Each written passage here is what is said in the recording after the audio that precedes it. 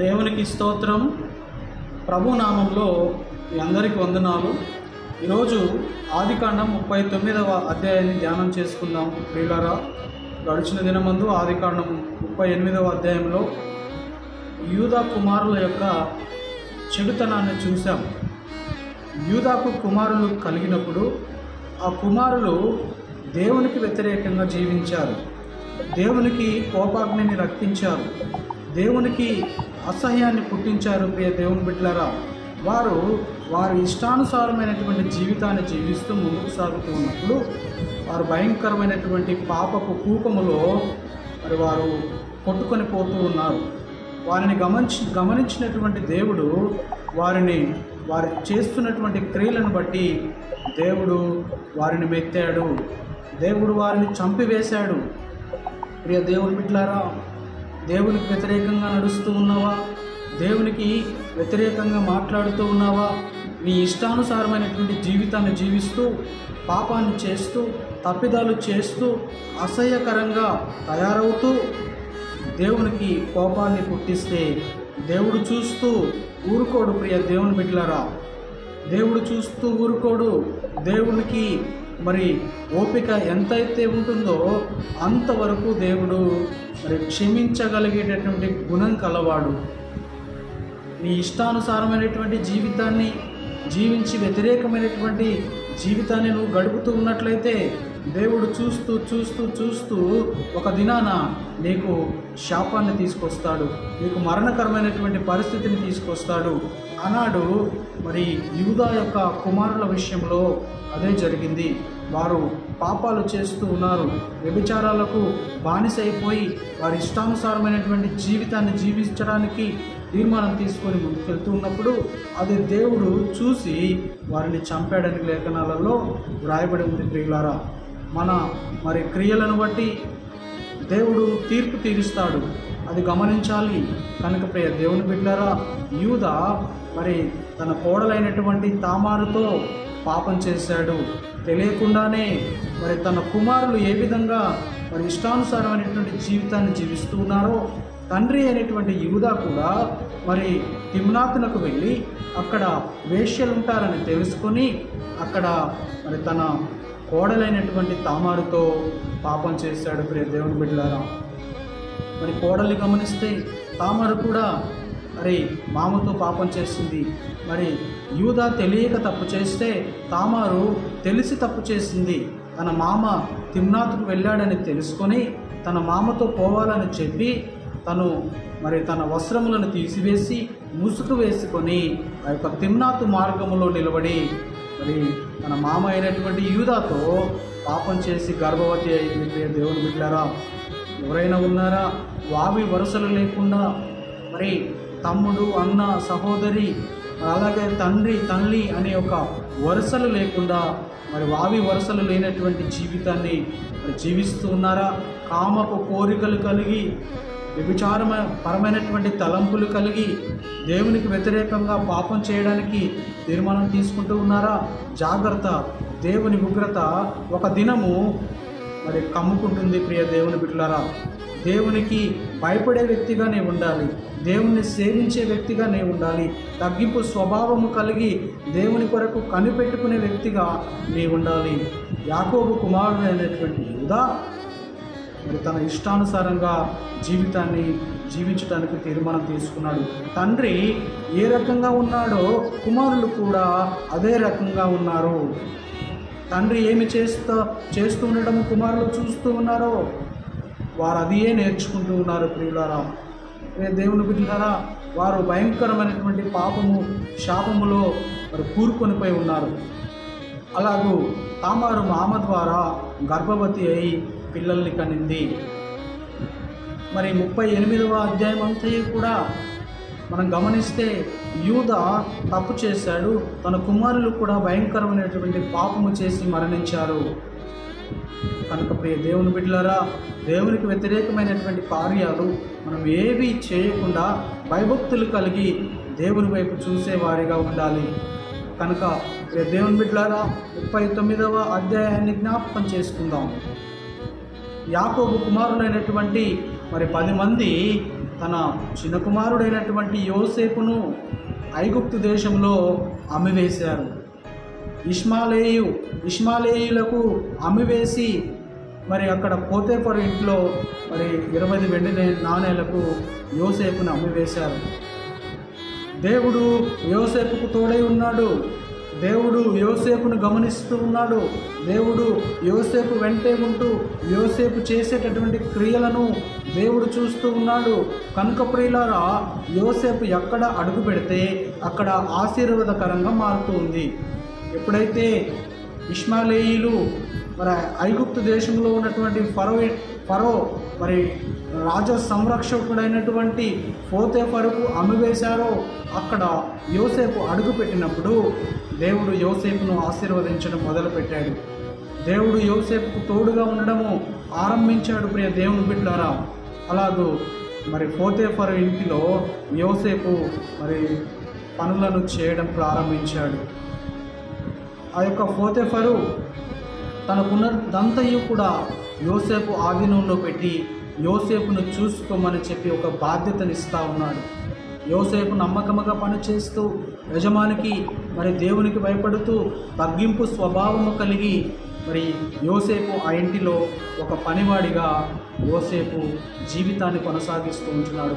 దేవుని బిడ్డలారా, ఆ యొక్క పోతీఫరు తనకు కలిగినదంతయు కూడా యోసేపుకు అప్పగించేశాడు.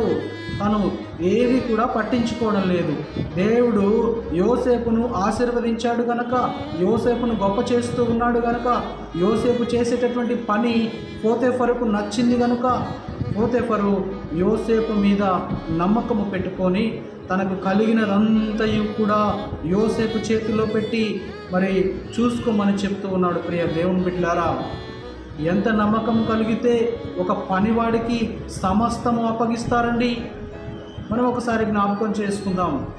ఒక పనివాడికి తన ఇంటిలో సమస్తమును అప్పగించాడు. తను ఒక భోజనము చేయటము తప్ప మిగతా విషయాలన్నీ కూడా యోసేపుకు అప్పగించి తను నమ్మకము కలిగి మరి పోతీఫరు వెళ్తూ ఉన్నాడు. ప్రియ దేవుని బిడ్డలారా, ఇలా జరుగుతూ ఉన్నటువంటి సందర్భంలో ఒక దినాన మరి ఆ యొక్క పోతీఫరు యొక్క భార్య యోసేపుపై కన్ను వేసింది. యోసేపు రూపవంతుడు, మరి అందమైనటువంటి వాడు, సుందరుడు కనుక యోసేపు యవన ప్రాయంలో ఉన్నాడు కనుక పోతీఫరు భార్య యోసేపుపై కన్ను వేసి మరి యోసేపుతో పాపం చేయాలని మరి తీర్మానం తీసుకుంటా ఉంది. సమయము కొరకు ఎదురు చూస్తూ ఉంది. దినదినము యోసేపుతో మాట్లాడుతూ శోధిస్తూ ఉంది. దేవుని బిడ్డలారా, ఒక దినాన ఇంటిలో పనివారు ఎవ్వరూ లేరని తెలుసుకొని యోసేపు దగ్గరికి వచ్చింది. యోసేపు తన పనిలో నిమగ్నమైపోయి తన పని తాను చేసుకుంటూ ఉన్నటువంటి సమయంలో తన మరి యజమానుడు మరి బయటికి వెళ్ళినటువంటి సమయంలో ఎవరు లేరు అని తెలుసుకున్నటువంటి పోతీఫరు భార్య యోసేపు దగ్గరికి వచ్చి శోధిస్తూ ఉంది. నీవంటే నాకు ఇష్టం, నీవు నన్ను పొందు అని చెప్పి యోసేపుతో పాపం చేయాలని భయంకరమైనటువంటి ఆలోచనలు కలిగి పోతీఫరు భార్య ముందుకు కొనసాగుతూ ఉంది. ప్రియ దేవుని బిడ్డలారా, ఇదెక్కడి ఆలోచనలండి? ఒక పనివాడితో మరి భర్తను కాదని భర్త బయటికి వెళ్ళినటువంటి సమయాన్ని మరి అదునుగా తీసుకొని భర్తని మోసం చేస్తూ పనివాడైనటువంటి యోసేపుతో మరి తను సుఖాన్ని పొందాలని కోరుకుంటుంది. తనతో కూడా ఉండి మరి తనని పొందాలని చెప్పి ఆశిస్తూ ఉంది. ప్రియ దేవుని బిడ్డలారా, యోసేపు మాత్రము ఆ పోతీఫరు భార్య దినదినము శోధిస్తూ ఉన్నప్పటికీ, దినదినము డిస్టర్బ్ చేస్తూ ఉన్నప్పటికీ, రకరకాల మాటల చేత మరి తన అందము చేత యోసేపు యొద్ద మరి మాట్లాడుతూ ముందుకు వెళ్తున్నప్పటికీ యోసేపు మరి ఒక భయభక్తులు కలిగి, దేవుని ఎడల భయము కలిగి, నిగ్రహముతో మరి దేవుని ఎడల భయభక్తులు కలిగి ముందుకు సాగుతూ ఉన్నాడు. ప్రియ యవనస్తుడా, ప్రియ యవనస్తురాలా, నీవెలా జీవిస్తూ ఉన్నావు? దేవుని భయం నీలో ఉందా?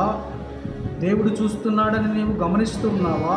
రే సహోదరుడా, అవకాశము దొరికిందిలే అని చెప్పి నీవు ఎవరితో పడితే వారితో పాపం చేయాలని చెప్పి తీర్మానం తీసుకుంటూ ఉన్నావా?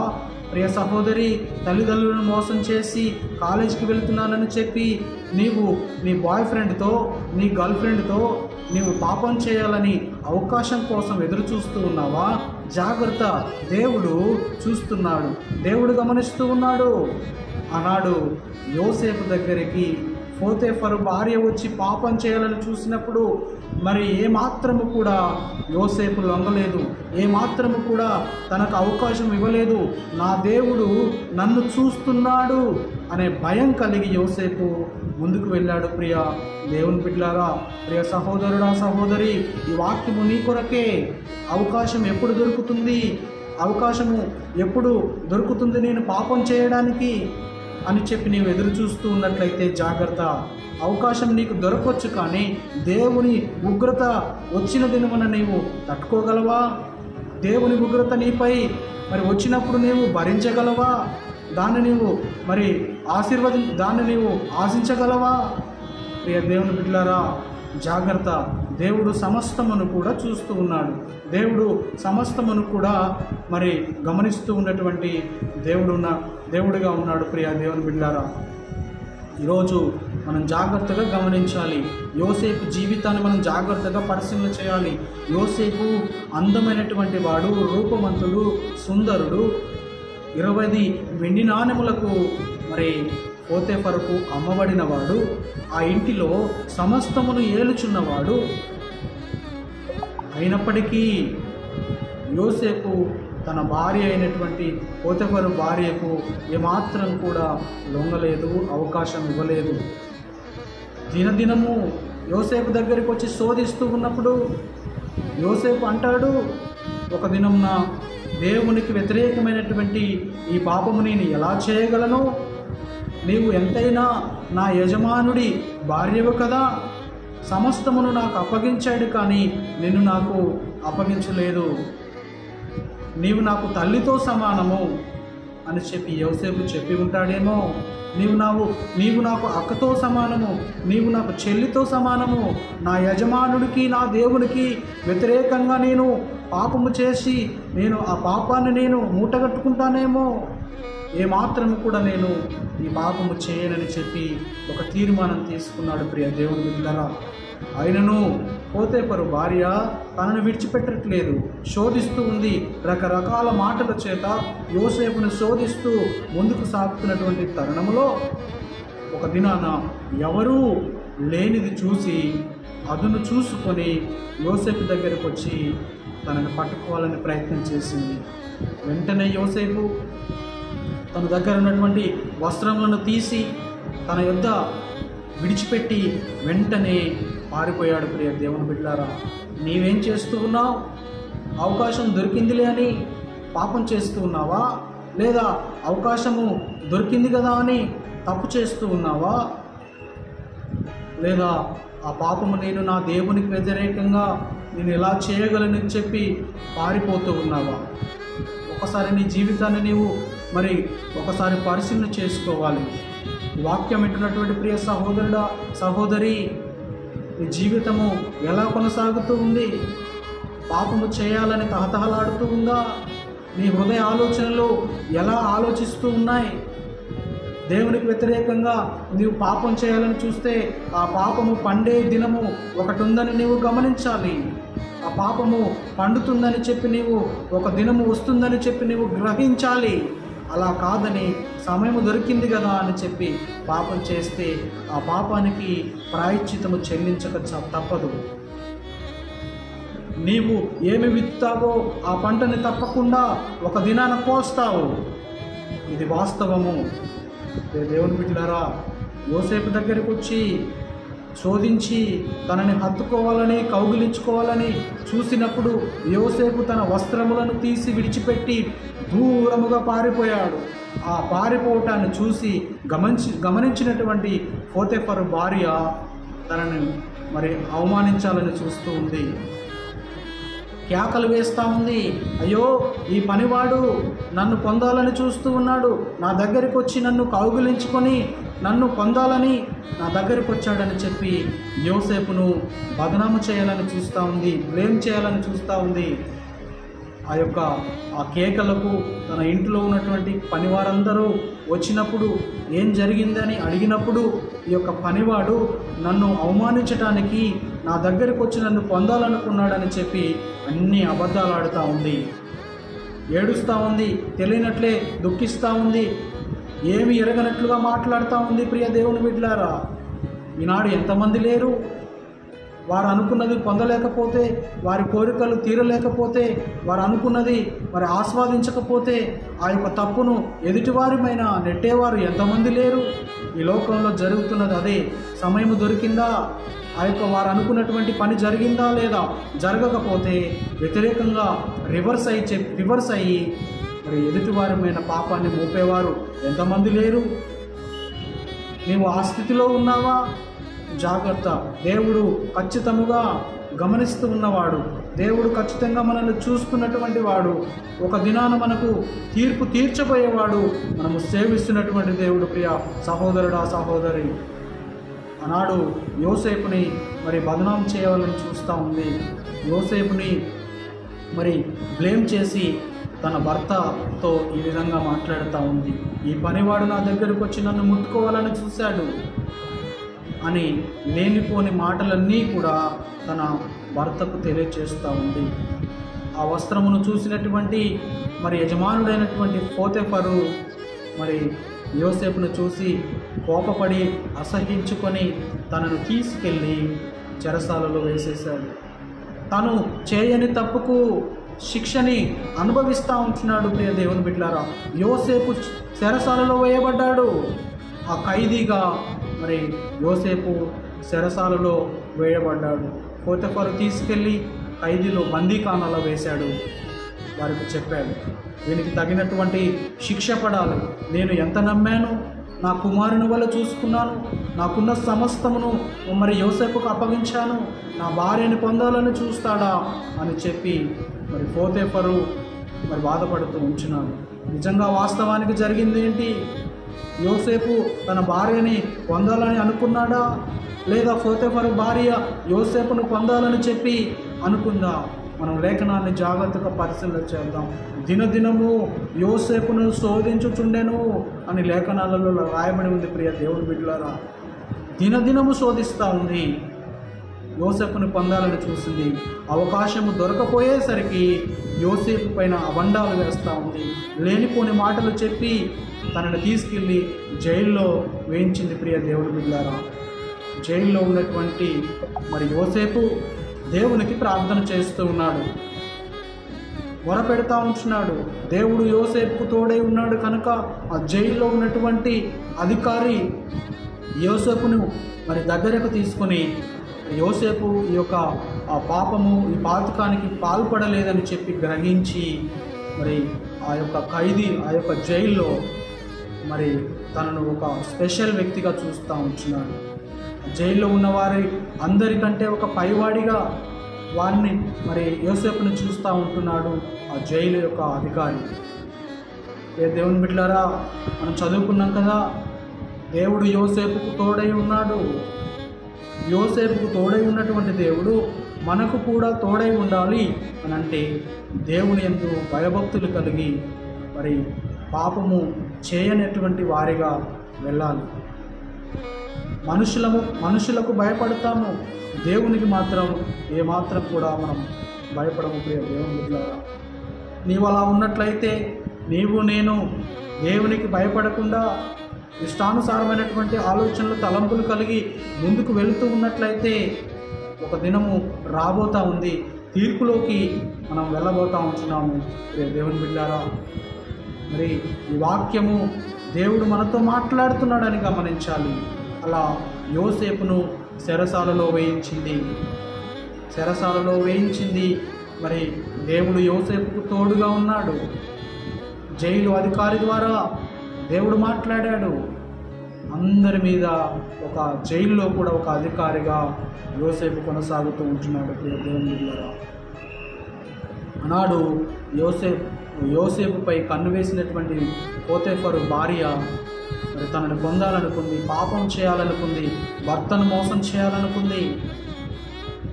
మమ్మల్ని ఎవరు చూడడం లేదులే అని అనుకుంది, ఎవరు గమనించడం లేదులే అని అనుకుంది. కానీ దేవుడు చూస్తున్నాడనే విషయాన్ని పొతిఫరు భార్య మర్చిపోయింది. యోసేపు మాత్రము దేవుడు చూస్తున్నాడు, నేను చేసేటటువంటి ప్రతి పని దేవుడు గమనిస్తున్నాడు, దేవుడు తప్పకుండా నాకు తోడై ఉన్నాడని చెప్పి ధైర్యంతో తనతో ఏమాత్రము కూడా పాపం చేయకుండా పారిపోయాడు. మరి గొప్ప వాడిగా ఆశీర్వదింపబడ్డాడు. కనుక ప్రియ దేవుని బిడ్డలారా, నీవు పాపం చేయాలని తహతహలాడుతూ ఉన్నట్లయితే ఒక దినం రాబోతా ఉంది, నీవు శిక్షలోనికి, తీర్పులోకి వెళ్ళబోతా ఉంటున్నావు. అది గమనించాలి. ఈ వాక్యము ద్వారా దేవుడు నీతోనే మాట్లాడుతూ ఉన్నాడు. ఏ సహోదరి, నీవు ఎలా జీవిస్తున్నావో ఒకసారి నీ హృదయ పరిశీలన చేసుకో.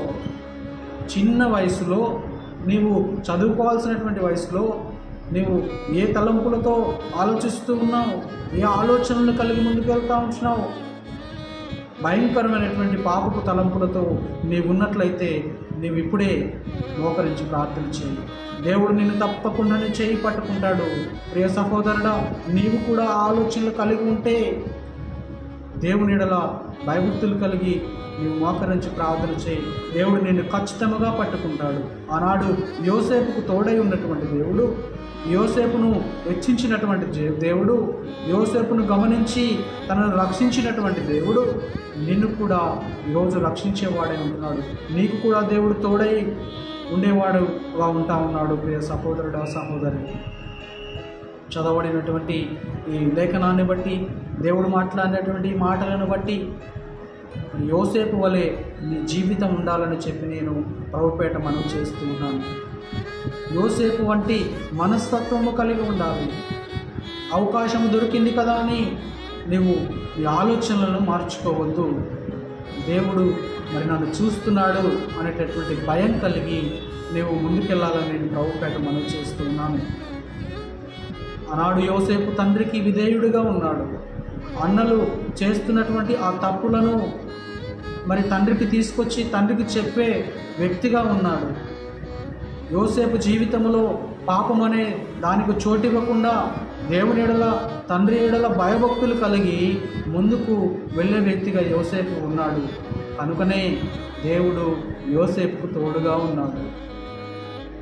అన్నలు చంపుదామని ప్రయత్నం చేసినప్పటికీ కూడా, అన్నలు భయంకరమైనటువంటి ఆ గోతిలో కొట్టి పడేసినప్పటికీ కూడా దేవుడు యోసేపుకు తోడుగా ఉన్నాడు. మరణకరమైనటువంటి పరిస్థితి నుంచి దేవుడు యోసేపును విడిపింపలేదా? నిన్ను ఎందుకు విడిపించడు? నీవు దేవుని వైపు చూసినట్లయితే దేవుడు నిన్ను ఖచ్చితంగా నిన్ను కూడా విడిపిస్తాడు. నీ ఆలోచనలు ఎలాగున్నాయి? నీ తలంపులు ఎలా ఉన్నాయి?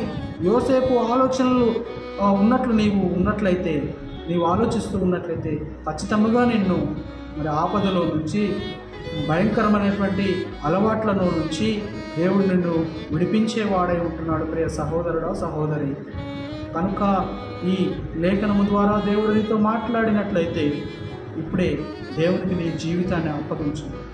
యోసేపు వంటి జీవితాన్ని నాకు దయచేయి ప్రభు అని చెప్పి నీ హృదయాన్ని దేవునికి అప్పగించు. ఖచ్చితంగా నీ హృదయంలో దేవుడు నివాసం చేస్తాడు, నీ హృదయంలో ఉంటాడు. కనుక ఈ 39వ అధ్యాయము ద్వారా దేవుడు మనతో మాట్లాడాడని నమ్మి ఈ మాటలను బట్టి దేవుని స్తుతిద్దాము, మహిమపరుద్దాము. దేవుని నామానికి మహిమ కలుగును గాక. ఆమేన్, ఆమేన్.